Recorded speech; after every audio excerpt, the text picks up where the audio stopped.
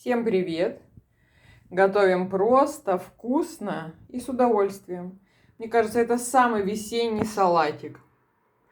Кисломолочную основу берите любую. У меня, как всегда, творожный сыр из кефира. Можно взять йогурт, сметану, творог, сливки, все, что вы любите. Добавляем несколько ингредиентов. Запах стоит просто невероятный.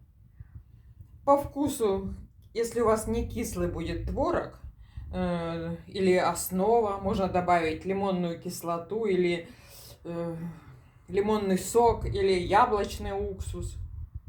Все просто, быстро и очень вкусно. Рецепт скоро наготовим с Эллой Ивановой.